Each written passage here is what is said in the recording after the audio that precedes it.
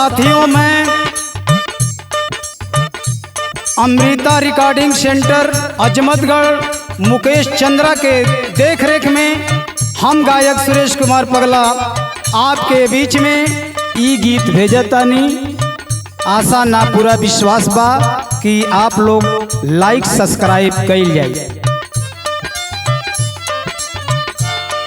साधनावा तू कैला जैसे,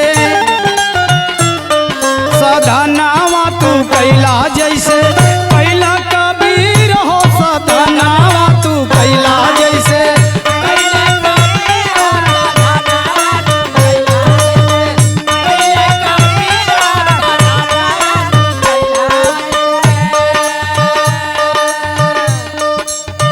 मेवा मिठाई देख पावेला सुगनवा रामा।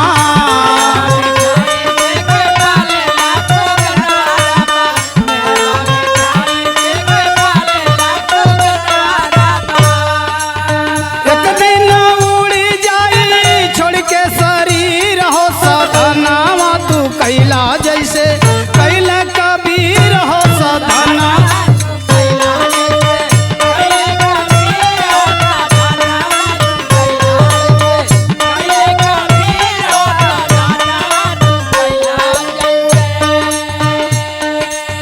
सबही के तनावा में एक ही बखुनवा रामा।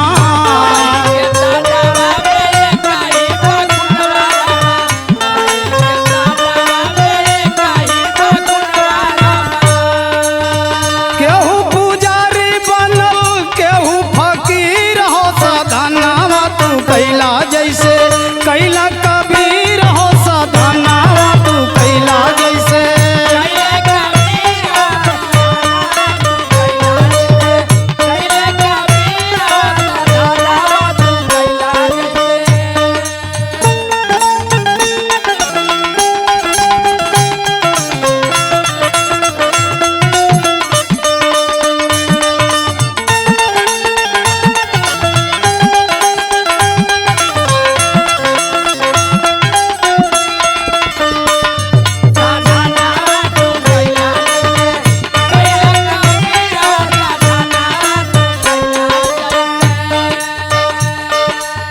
हिंदू ना बना मुसलमान, जानी बना भैया।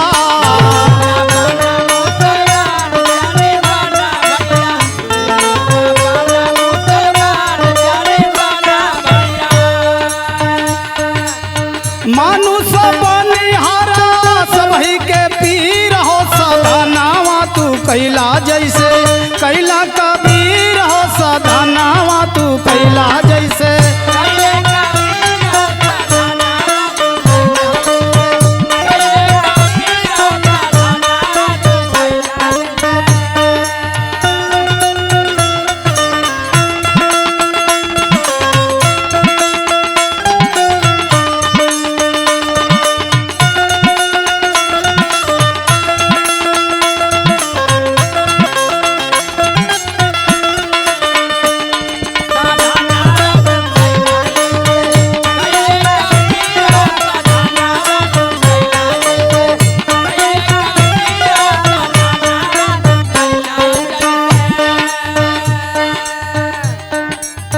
सब कहे काशी हावे मुकुति के धमा रामा।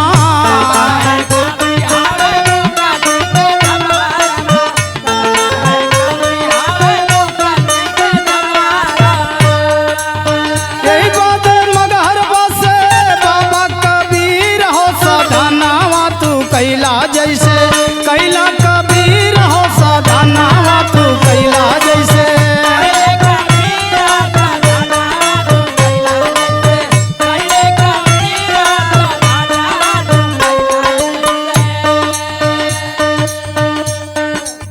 कहे गिरधारी कौने बात का लड़ैया रामा।